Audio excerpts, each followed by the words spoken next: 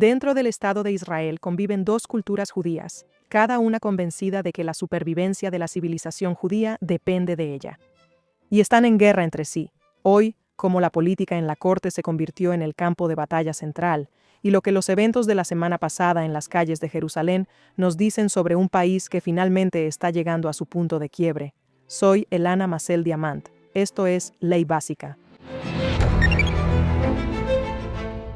La semana pasada, la Corte Suprema de Israel ordenó por unanimidad al gobierno imponer sanciones financieras a los ultraortodoxos o jaredíes que evaden el servicio militar, calificando la falta del Estado para hacer cumplir las leyes de reclutamiento como una violación masiva e inaceptable de la ley. El fallo ordena que los beneficios sociales esenciales, como los subsidios para el cuidado de los hijos y los descuentos en vivienda, estén condicionados al servicio militar, una medida que podría afectar a decenas de miles de hombres jaredíes que actualmente evaden el reclutamiento. Más allá de las sanciones económicas, la jueza criticó a la policía por negarse a realizar arrestos y ordenó al Estado iniciar procesos penales, lo que agrava aún más la brecha política entre el gobierno y sus socios jaredíes. Ahora, la fiscal general Gali Baraf Miara siguió esta decisión con una directiva que afecta a la joya de la corona de la sociedad jaredí, retirando el estatus de exención de impuestos a las yeshivas, cuyos estudiantes evaden el reclutamiento.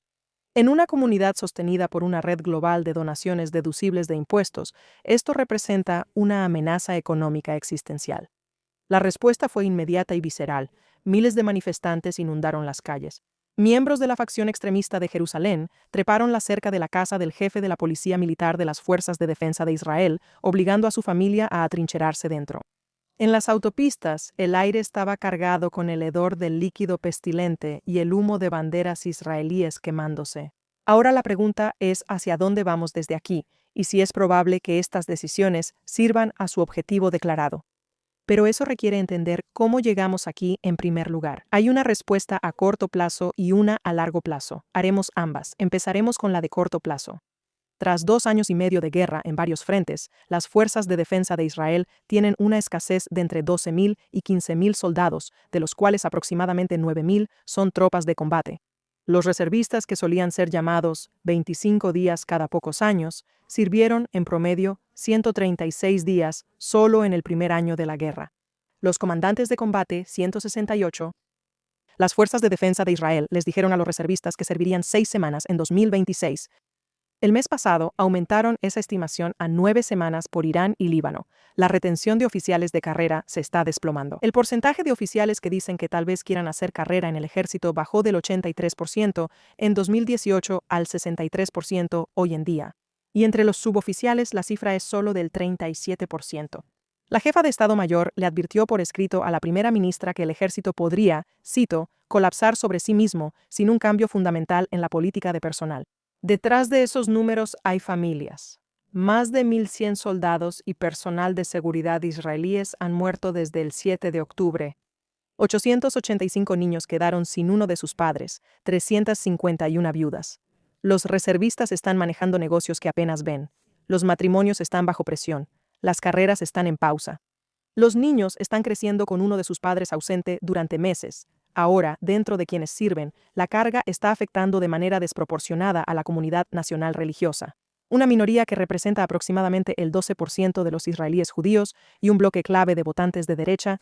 Este grupo ha asumido casi una cuarta parte de los días de servicio de los reservistas desde el 7 de octubre. Su proporción entre los caídos también es desproporcionada.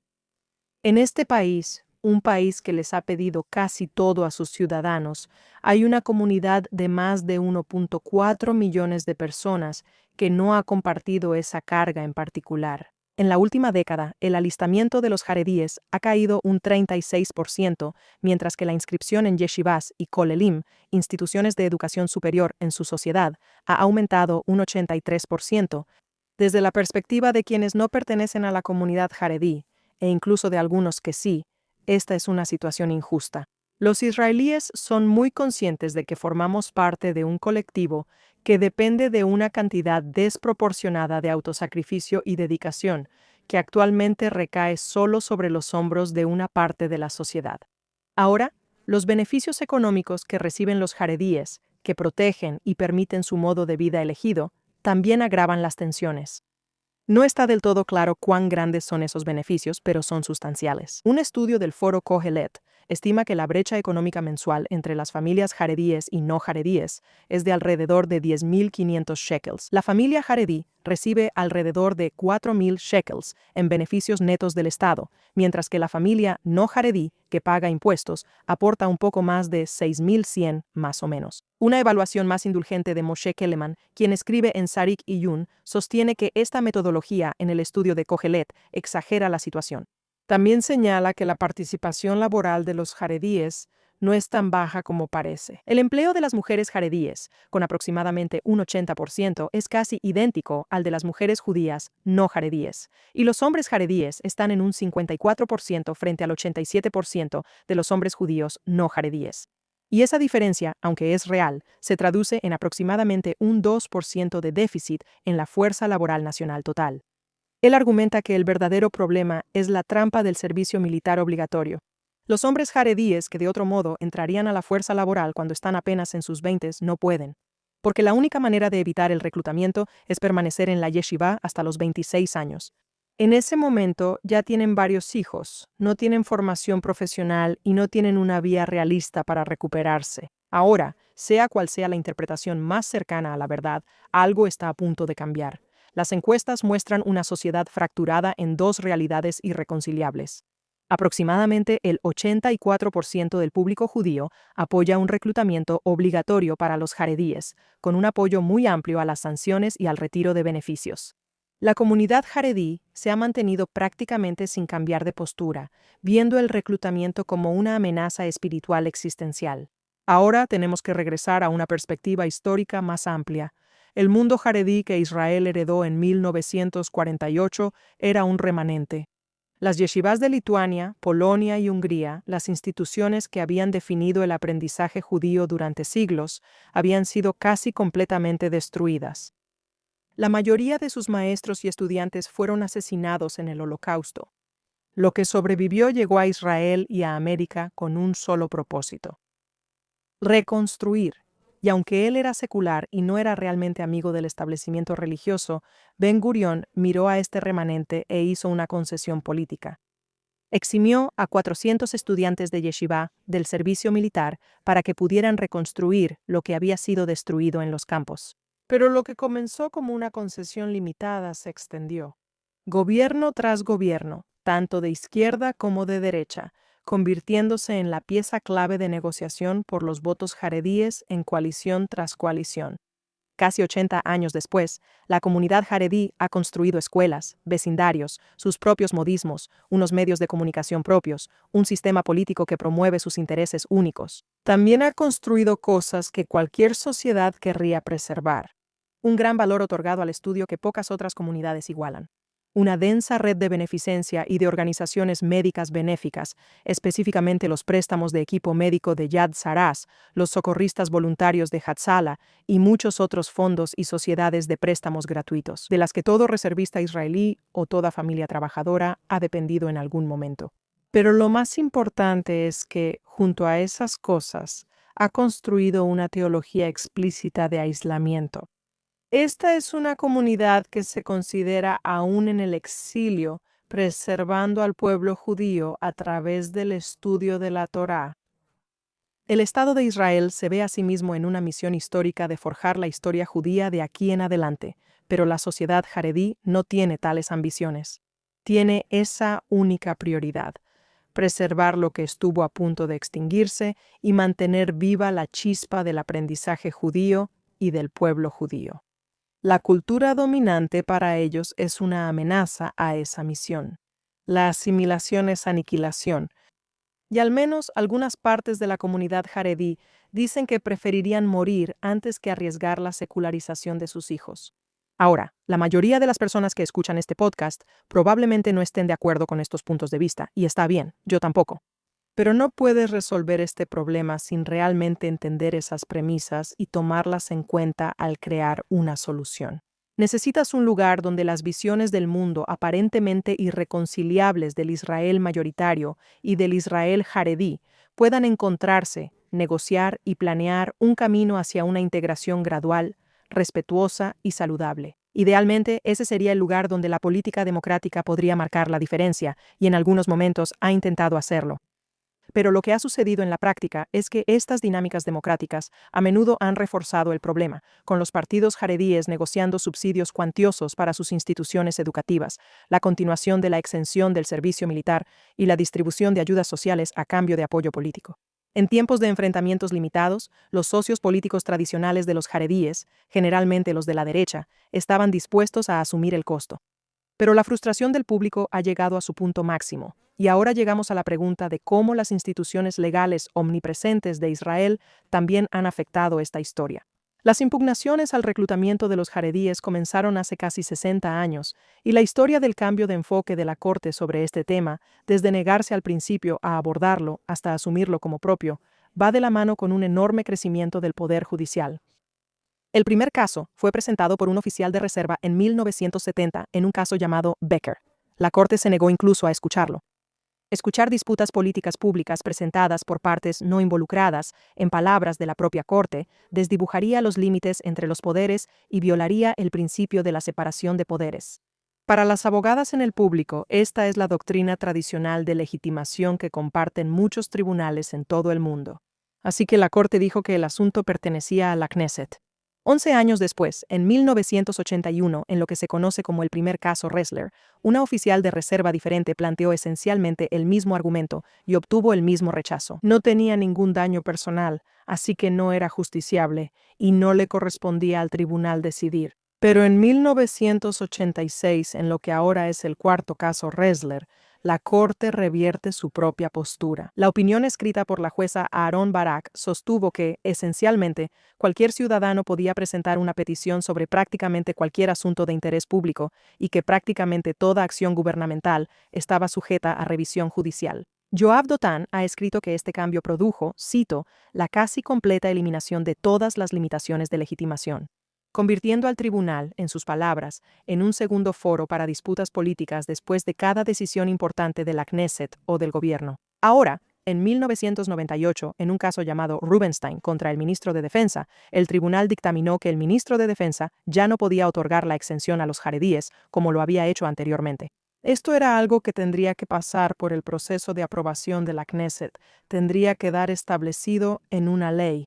El tribunal fundamentó su fallo en un derecho constitucional a la igualdad que derivó de la Ley Básica de 1992, Dignidad Humana y Libertad. Y aquí tenemos que hacer una pausa por un momento porque esa ley no contiene un derecho a la igualdad.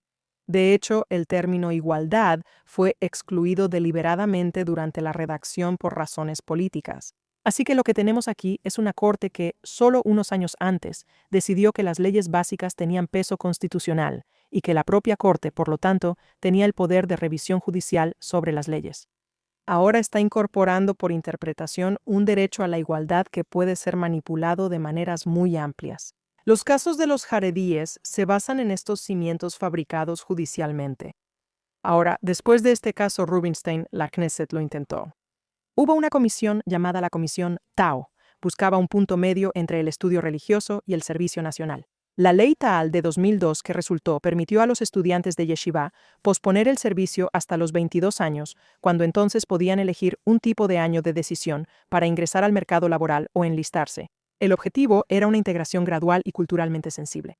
Pero la ley no logró producir cifras significativas y en 2012 la Corte la anuló, dictaminando que una década de progreso gradual no había cumplido con el requisito constitucional de igualdad.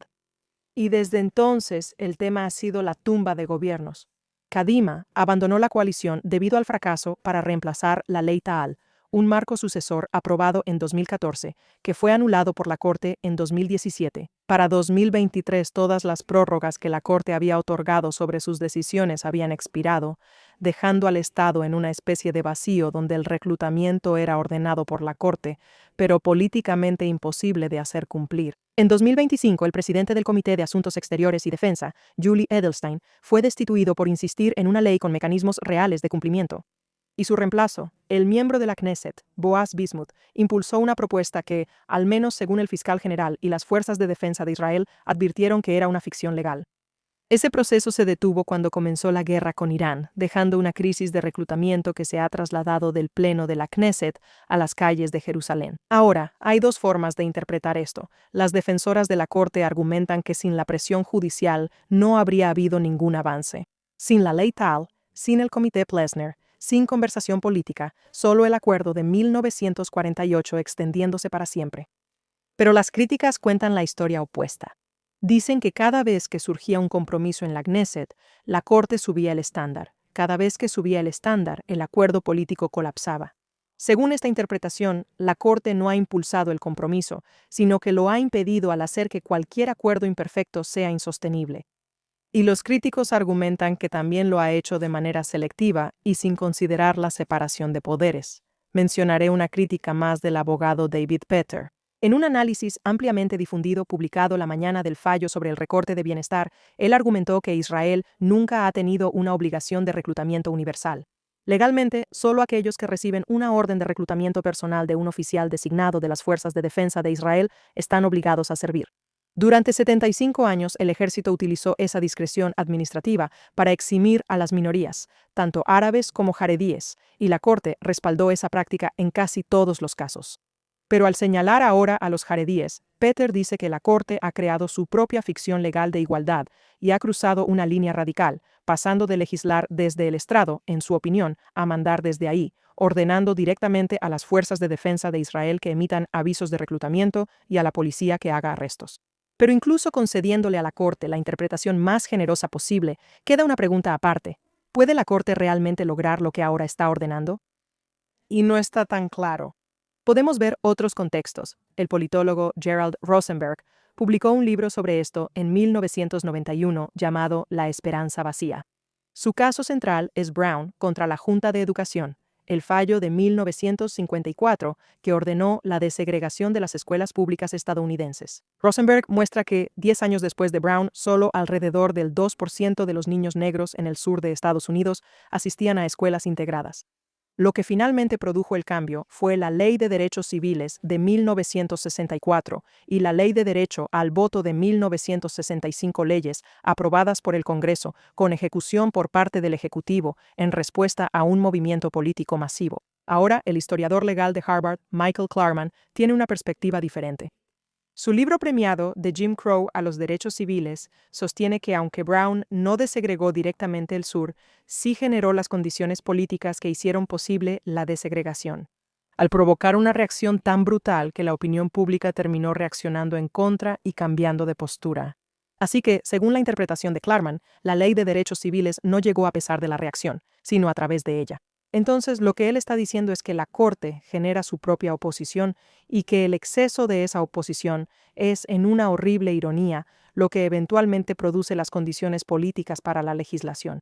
El cambio cultural impulsado por la Corte viene con una reacción incluida porque pasa por encima del autogobierno democrático. Y también hay un punto cultural relacionado que debemos tomar en cuenta aquí. Como señaló la escritora de Israel Hayom, Gil Bringer, la semana pasada, las sanciones pueden obligar a unos pocos, pero no pueden crear un sentido de pertenencia. Bringer visitó una escuela Mamlakti Jaredi, una de las pequeñas pero crecientes escuelas públicas jaredíes, donde los niños jaredíes estudian el plan de estudios israelí estándar junto con su educación religiosa y aprenden sobre Yom HaZikaron y los caídos del país. Pero hoy en día ese sistema atiende a menos del 10% de los estudiantes jaredíes y la mayoría de los niños jaredi pasan por instituciones donde, por diseño, la vida cívica israelí está ausente.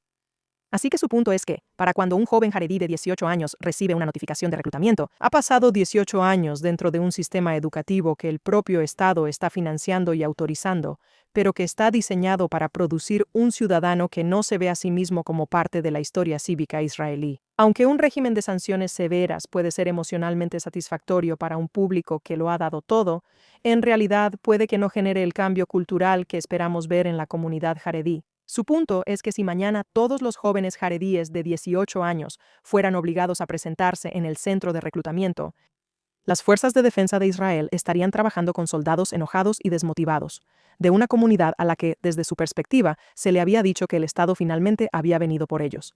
Entonces, ¿qué sigue? Este es otro llamado de atención de que la política en Israel valora la representación de las distintas tribus de la sociedad, mientras les da a estos sectores una influencia desproporcionada en la formación de coaliciones.